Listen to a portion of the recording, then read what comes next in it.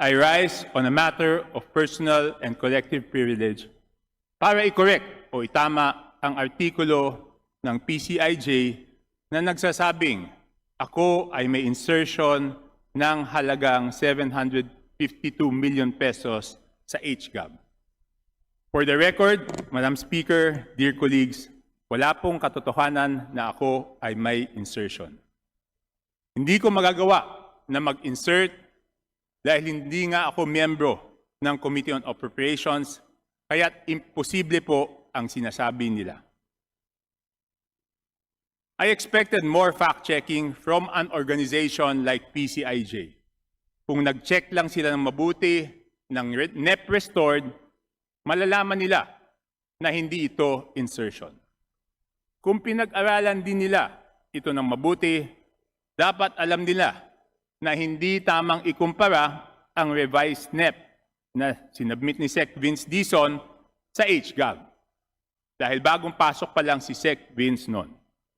Kaya't may mga revised NEP na mas mababa sa NEP restored at ganoon nga yung nangyari sa akin at meron din namang revised NEP na mas mataas pa sa NEP restored. Ang dapat na comparison ay NEP restored kumpara sa halaga ng HGAB. Dahil doon nila makikita kung meron na dagdag o nabawas na pondo sa isang distrito. Ang distrito po ng Navotas ay dapat na may NEP restored na 1.410 billion. Yan ang NEP restored magmula sa HGAB ng 2023, 2024 at 2025. So yan din po dapat ang HGAB, yan din po dapat ang NEP restored para sa 2026. Alam po natin, ang NEP restored ang minimum budget bawat taon para sa bawat distrito. Ang ibig sabihin nito ay ang taon-taong budget sa bawat distrito ay ideally hindi dapat bababa sa halagang NEP restored para sa distritong yon. Nung nagsumiti po ang tanggapan ni Sec. Vince Dizon sa kanyang revised NEP, ang lumabas lang po sa distrito ng Navotas ay 362 million pesos. Ibig sabihin po, kulang po ng 1 billion ang 48 million pesos. Kung ikukumpara sa dapat na budget na 1 billion 410 million. Kaya siyempre, bilang kinatawan ng mga kababayan ko sa Navotas, nung pumunta po si Sec. Vince Dizon dito sa House of Representatives, ito po ay binanggit ko sa kanya. Kaya out of the 1 billion 48 million na kulang, ang naibalik lang po ay 748 million. So ibig sabihin po, kulang pa din ng 296 million. At tulad ng sabi ko dati, ay may dalawang proyekto na tig 3 million na may total na 6 million na naipasok sa distrito ko na hindi ko alam kung saan galing. Pero maliwanag na ang 748 million ay hindi po insertion, hindi din po yun dagdag. Yun ay halaga na binalik lang sa distrito ng Navotas dahil yun ay nararapat para sa amin distrito. Kaya't ang total budget po paglabas ng HGAB ay 1 billion 116 million pesos lang at kulang pa ng 294 million kumpara sa dapat na 1 billion 410 million. So ibig sabihin, mas mababa pa nga po kung tama lang ang ginawang comparison. Kaya maliwanag po na hindi ako nag-insert at hindi nadagdagan ang budget ng distrito ng Navotas. Kung may ibinalik lang, pero kulang pa rin ang binalik. Ulitin ko, dapat ang budget ay 1 billion 410 million, pero ang naging final budget lang ay 1 billion 116 million, kulang ng 294 million. Ako ay walang tinatago at gusto ko ng full transparency. Kaya't noong October 13 pa lang, nanawagan na ako sa House of Representatives at sa ating chairman ng Committee on Appropriations na i-publish sa website ng House of Representatives ang budget para sa bawat distrito at budget para sa bawat party list at kung saan ito dinala. Kung totoo po yung sinasabi nila na may insertion, edi dapat hindi ko na po pinalabas itong listahan to. So ako ay muling nananawagan sa liderato ng House of Representatives na ilabas po ang listahan ng projects per district at per party list para sa full transparency habang ongoing pa po ang BICAM, para kung may dapat baguhin ay may pagkakataon pang baguhin at para ipakita sa lahat na wala po tayong itinatago. Maraming salamat po. Majority Leader. Madam Speaker, I move to recognize the Honorable Representative Antonino Roman from the 1st District of Bataan for his interpellation. The Honorable Roman is recognized for his interpellation. Will the gentleman from Navotas yield to a few questions? Yes, Madam Speaker, it's my honor and pleasure to yield to my distinguished colleague, Congressman Roman.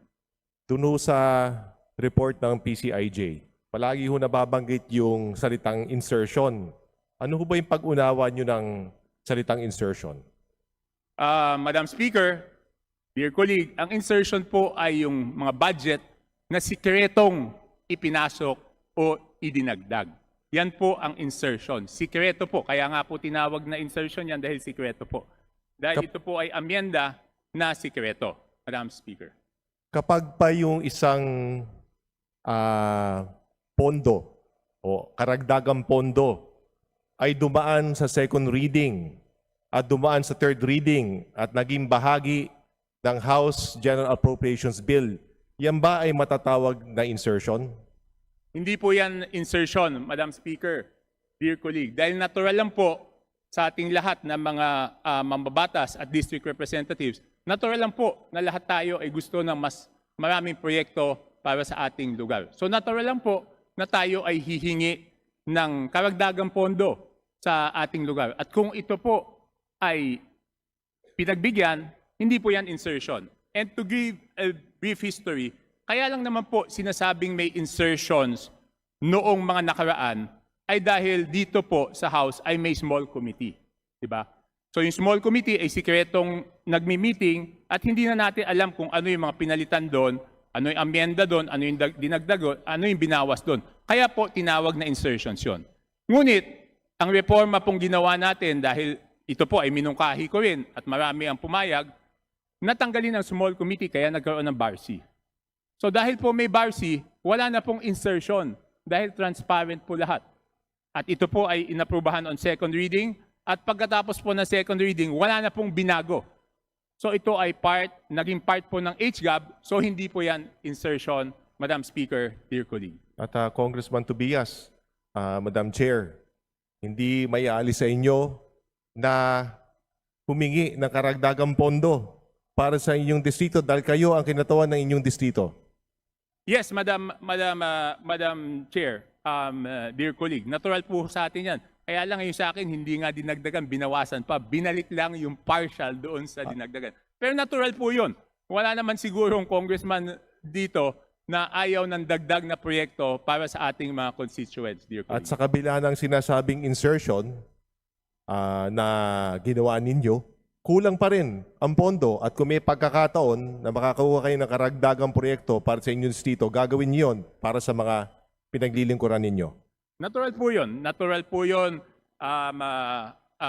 Madam Speaker, dear colleague, natural po yun. No? Pero siyempre, dahil ang HGAB ay nalipat na ngayon at nasa BICAM na po, ako, practical enough ako na ma-realize na sa ngayon, wala na pong dagdag na pondo para doon sa ating distrito. Pero Congressman Tobias, ang mahalaga, ang pondo na nilaan para sa inyong distrito ay dumaan sa tamang proseso at kung saan may pagkakataon ang taong bayan na makita ang prosesong pinagdaanan nito. Yes, Madam Speaker, dear colleague, kaya nga natin tinanggal yung small committee dahil dati yung small committee ay hindi po transparent. At 4 na tao na lang ang nag-uusap para amyendahan yung budget. Kaya po nagkakaroon ng insertion on. Since wala na pong small committee ngayon at transparent po lahat, wala po silang masasabing insertion at ito po ay prosesong nagdaan sa tamang proseso. I have nothing further, Madam Speaker. Maraming salamat po. Maraming salamat po, dear colleague.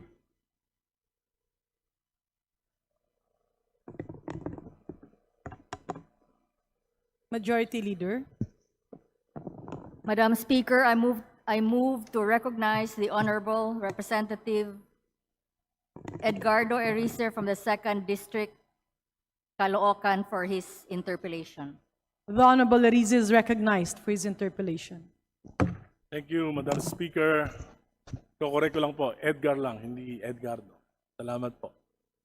Anyway, may I respectfully ask some questions to our colleague from the Botas? Yes, Madam Speaker, it is my pleasure and honor to answer the questions of our honorable colleague, Congressman Egay Erice.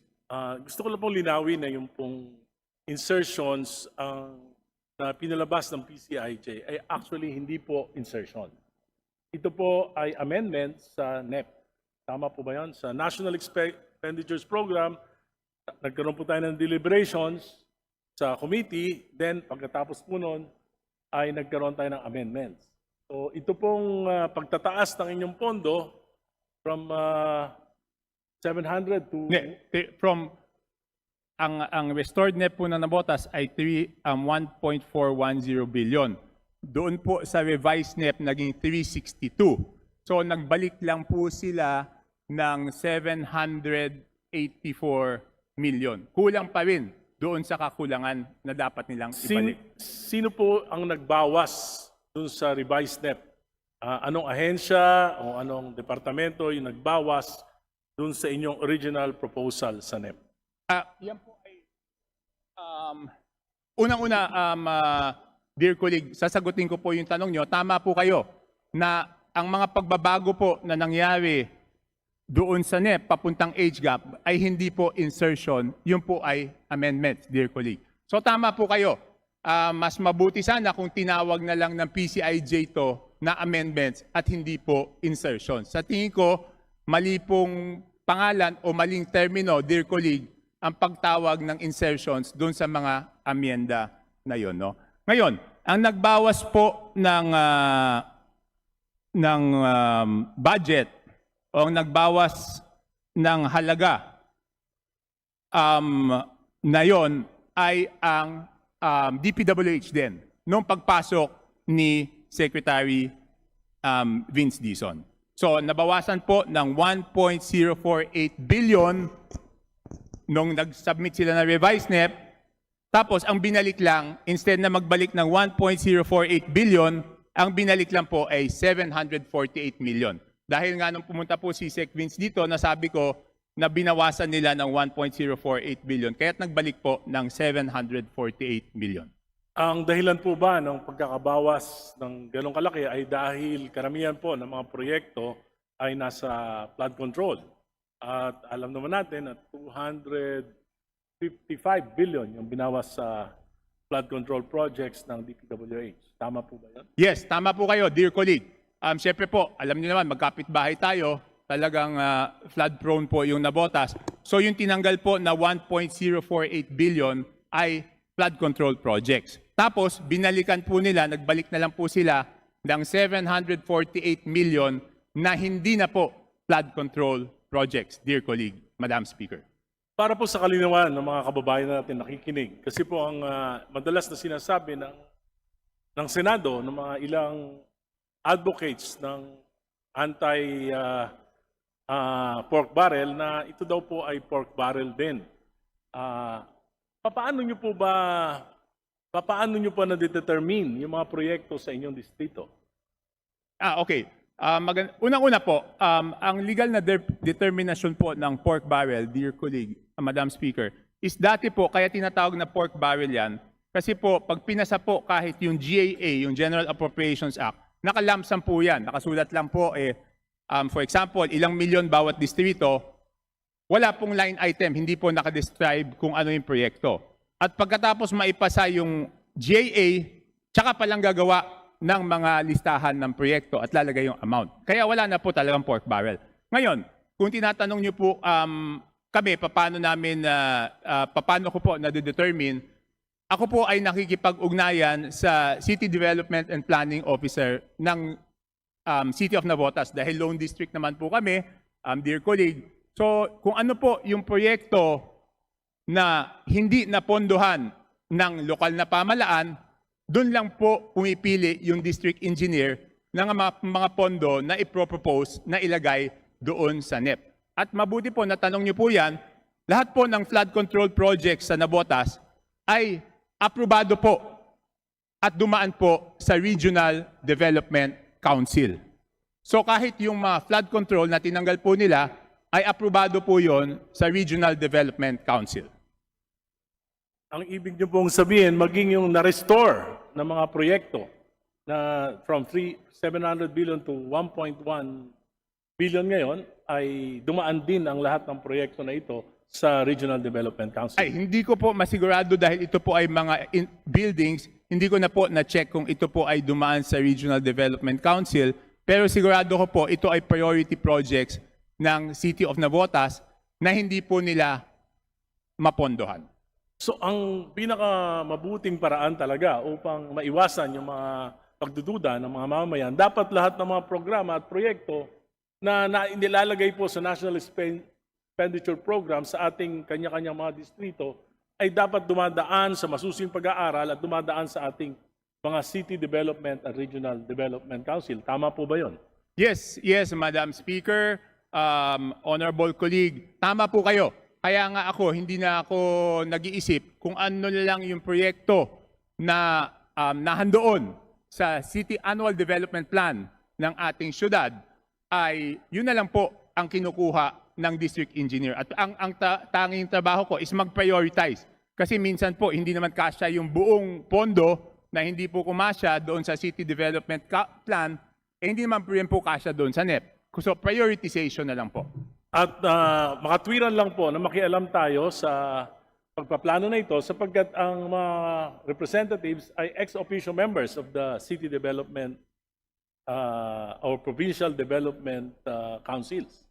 Tama po ba yon? Yes, tama po, dear colleague. At alam naman po natin, alam ko na kayo ay malawak ang karanasan, alam naman po natin na yung City Development Plan o yung Annual Investment Plan ay nagdadaan sa masusing proseso na kasama yung mga stakeholders, kasama po yung PO, yung People's Organization, kasama po yung NGOs, kasama po yung barangays. So yan po ay masusi pong pinag-aaralan. Tama po kayo.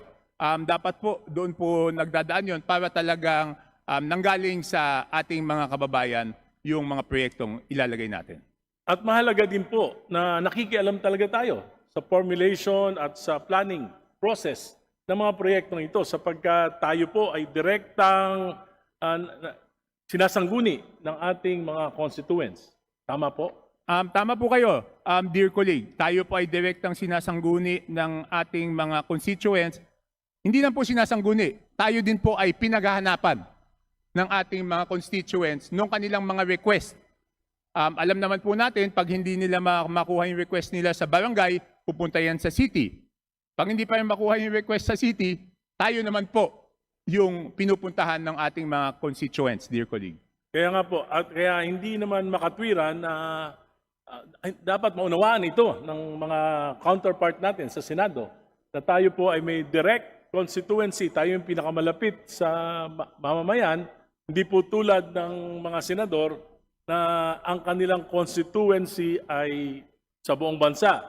At kung meron mang silang mga concern, yung tinatawag na mga institutional changes sa budget. Tama po ba yan? Yes po, dear colleague. Ang nangyayari po, yung ating mga kababayan doon sa distrito, pag may pangangailangan, hindi naman sila pumupunta doon sa ehensya o departamento na kung saan sila ay may kinakailangan. Iniisip nila na tayo ang parang conduit nila sa mga departamentong yon, dear colleague. Hindi lang po yan sa DPWH, kahit ano pong departamento ng national government, pag may kailangan po yung ating mga constituents, tayo po ang pinupuntahan. At makatwiran lang na dapat yung mga amendments dun sa mga local projects, dapat po yan hindi masyadong pinakikialaman ng Senado. Tama po ba? Hindi naman po siguro dapat hindi pakialaman. Siguro dapat din nilang tingnan. Pero dapat po may consultation dahil tayo po ay direktang nakakausap ng ating mga constituents. Kasi po ang madalas na sinasabi na yung mga kinatawan ay ginagamit yung pondo ng infrastruktura at iba't iba pang mga pondo para sa patronage politics. Hindi po ba kung yung mga senador ay nagbibigay ng mga pondo sa mga probinsya, ito po ay it's also a form of patronage politics para po mapalapit sila at masuportahan ng mga local officials? Mr. Speaker, dear colleague, alam nyo, pag tayo po ay in-evaluate ng tao kung ayos po yung performance, kasama rin po doon yung mga hiling nila na dapat nating tugunan. No? Hindi lang pagdating sa infrastruktura, kung hindi pa rin pati sa serbisyo. Ang sinasabi ko nga, pag nakita nilang national government agency ang kailangan nila, ang unang pupuntahan nila is hindi yung ahensya. Ang unang pupuntahan po nila is yung district office po natin, dear colleague.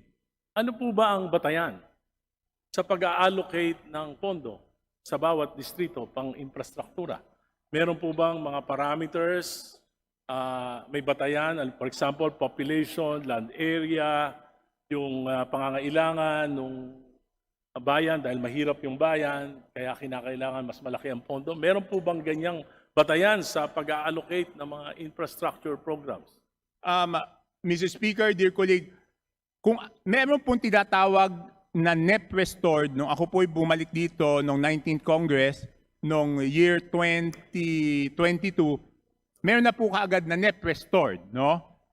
Kaya lang kung papaano kinocompute ng DPWH yung NEP restored, hindi ko po alam. Basta ang sinabi po, ang NEP restored ng distrito na Nabotas ay 1.410 billion. At kung tama po ang aking computation, ang average NEP restored, ang average, pag in-average nyo po, tinotal nyo po lahat ng NEP restored ng 253 districts at dinivide by 253, ang average po is about 1.56 billion. Kung tama po ang aking computation. Yan po ay base po sa records na hawak po. Ibig po mong sabihin, paano, how do we come up with that figure? Ano po yung particular basis ng DPWH to determine the NEP allocation of a particular district?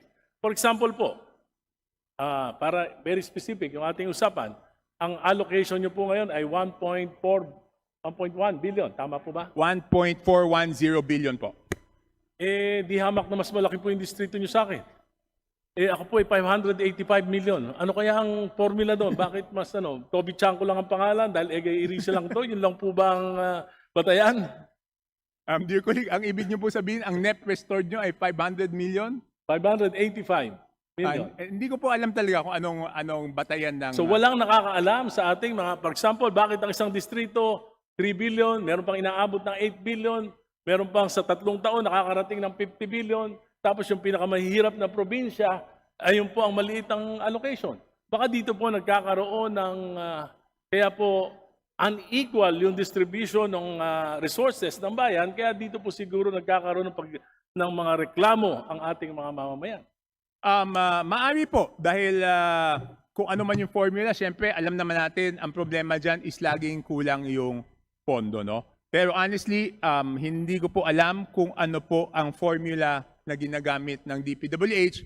Ang sabi lang po nila nung ako ay nagtanong, sabi nila, yan pong NEP restored ay base po sa formula. Ito pong 2026 national, ito pong budget na aprobahan natin. Masasabi niyo po, in all honesty, na equitable ang distribution ng mga infrastructure projects ayon sa population, sa land area, at sa pangangailangan ng bawat distrito ng ating bansa. Masasabi niyo bang equitable ito? O may iba pong batayan na hindi natin alam? Mr. Speaker, dear colleague, napakaganda ng tanong nyo. Kaya sana tulungan nyo po ako sa advokasya na ipakita po natin kung magkano yung budget bawat distrito. Dahil hindi ko po masasagot yan, dahil hindi ko naman po alam kung magkano yung budget ng ibang mga distrito. No? So whether equitable po ang distribution ay o hindi natin malalaman dahil hindi ko alam kung ano po yung budget para sa distrito nyo, dear colleague. So mas maganda kung talagang yung panawagan natin na ilathala ang budget sa lahat ng distrito at sa lahat ng party list kung saan napunta yan, mas matitingnan po natin at mas makakapagbigay po tayo, hindi lang ako, tayong lahat ng opinion kung yan po ay equitably distributed o hindi?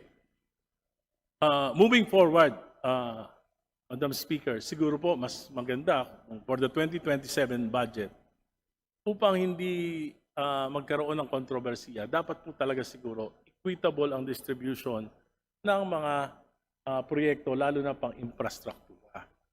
Natatandaan ko po, ito po ay panlimang kongreso na nasalihan ko. Tatandaan ko po, noong 2001, actually noon equal ang distribution. Noong pong panahon ni Presidente Aquino, from 2013 to 2016, natandaan ko po, lumaki ang mga locations, dumami ang mga infrastructure projects sa iba't ibang mga distrito sa buong bansa, pero equitable din po ang distribution. May parameters na ginagamit kung sino yung pinakamahirap, kung sino yung pinakamalaking populasyon, kung sino may pinakamalaking problema, yun ang nakakatanggap. At yun naman pong mga ordinaryo na walang gano'n namang walang hamon ng mga suliranin, ay halos equal o equitable din yung distribution. Pero starting the term of President Duterte at hanggang ngayon, tinitignan ko, talaga pong hindi po equitable yung distribution at malabo yung parameters. Kaya nga, ang sinasabi kung sino yung malapit sa kusina, ayun ang malaki ang pondo.